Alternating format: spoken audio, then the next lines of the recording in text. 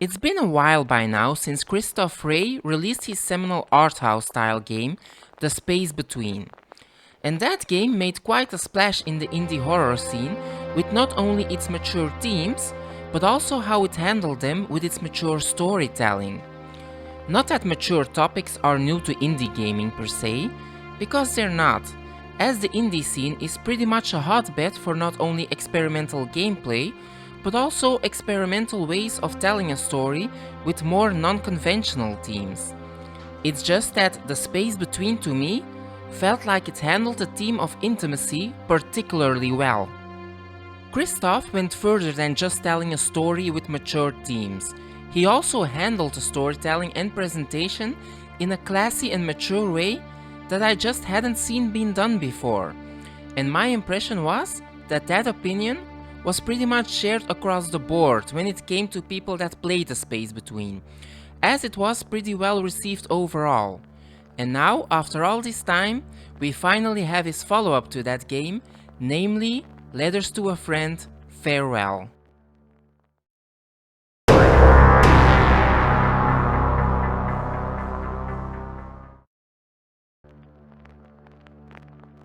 As you can tell right away from watching this footage, this game has an incredibly unique aesthetic going on.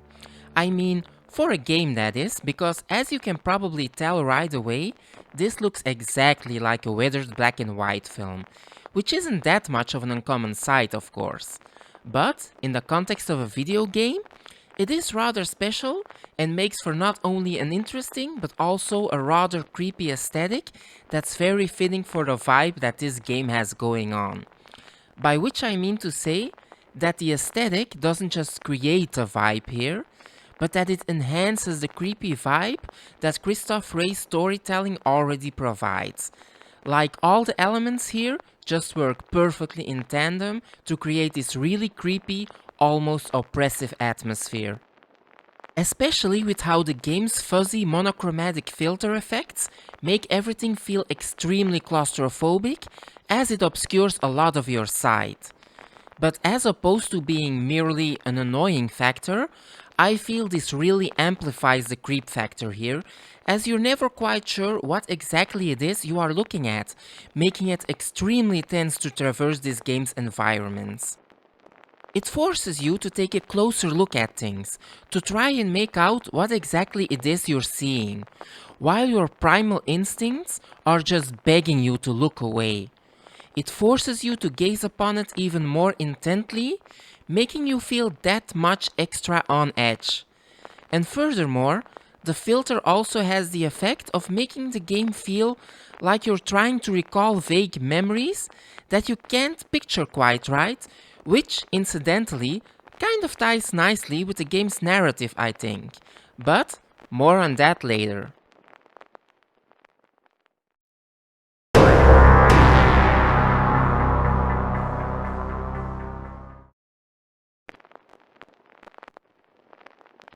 Seeing as Frey also produces music under the GABA transistor moniker, it should be no surprise that Letters to a Friend has some excellent sonics to complement the tense, spooky atmosphere at work here. There isn't a lot of music here, as most of the background ambience is that of the virtual projector playing the supposed film here, which in itself already creates quite the unnerving soundtrack. What music there is though, while rather minimalistic in its nature, does a tremendous job of amplifying the already unsettling atmosphere at work here, with its use of either strings, rumbly low-end piano,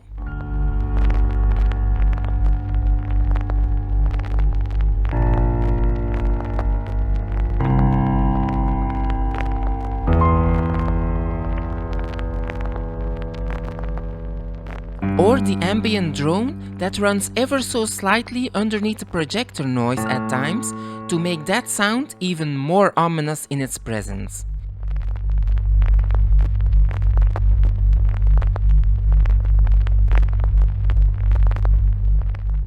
These instruments are never layered over each other to create a traditional piece of music.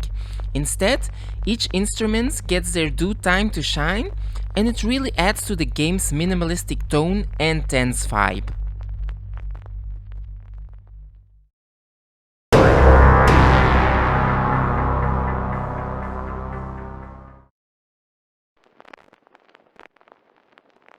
But apart from being able to create a unique aesthetic and tense soundscapes, Christoph Frey is also just a great horror writer, as the story here feels like a genuine classic short horror tale, like the ones you'd find in anthologies or Pulp Fiction dime novels. I actually find it to be a bit Lovecraftian in nature even. Not in the slimy tentacles or unnameable squamous amorphous being sense, but more in that cold air kind of way of what the hell is going on up there kind of slow burn tension that Lovecraft employs in this story. It's that kind of story that feeds this sense of mystery. It drops these crumbs for you to follow until it gets you, hook, line and sinker, leaving you dying to find out what exactly it is that's going on here. There's this macabre and grotesque sense of dread and horror going on that these pulp horror stories manage to evoke, where the resolution of the story left you feeling, damn, that's effed up, brah. So you have this creepy story here and the tense claustrophobic aesthetic, but ultimately it's a combination of these two factors that work so well together that they supplement and enhance each other. For instance, the silent film format that's being employed here really fits well with the story's theme of a letter having been written to someone that narrates the awful events that transpired here. And it's these written sequences that really highlight Christoph's writing skill, as it allows him to write it out for you, which enhances the horror aspect of the story, as it allows him to narrate it to you in full detail, which really effectively sets the mood and fills in the blanks for what couldn't be achieved in the visuals alone. In that way, it kind of feels like a "don't shoot me" visual novel. Not in the strictest definition of the video game genre that is the visual novel, but because in the literal sense of the words, it is exactly that. It feels like reading a novel, but it's being supplemented by the visual and interactive element, which in turn makes you feel immersed in the whole experience. And in that regard, it kind of feels like the best of both worlds.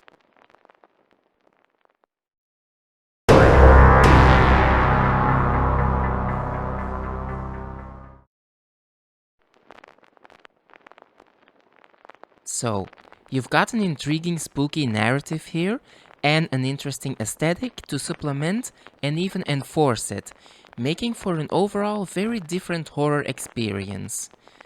A thing which by now seems to have become Christoph Frey's trademark trait, as his games always offer the creepy vibes, but also the more thoughtful content and themes of his stories, which combined with the unique aesthetics always makes for a different, more thought-provoking kind of horror. And while Letters to a Friend veers more towards traditional horror as opposed to, let's say, the space between, there is enough of an underlying theme here to distinguish it from more traditional indie horror games. You are not getting the 100 PT clone with the looping hallways and the obvious psychological horror plot here. You are getting something different. Something much closer to classic horror, with the paranoid vibe and slow burn tension it employs. So, if you're up for a horror experience that's different to what you've played before, then definitely give Letters to a Friend a chance.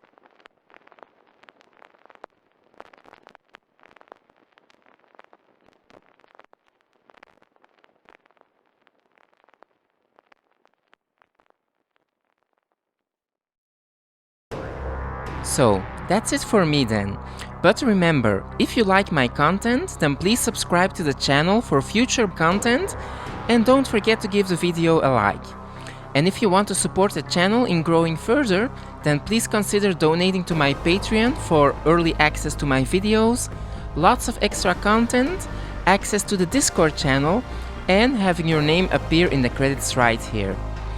But if you don't want to be chained down by a subscription model, then you can always donate just a one time on my Ko-fi, both of which are linked right down there in the description. Well, thank you so much for watching and see you all next time.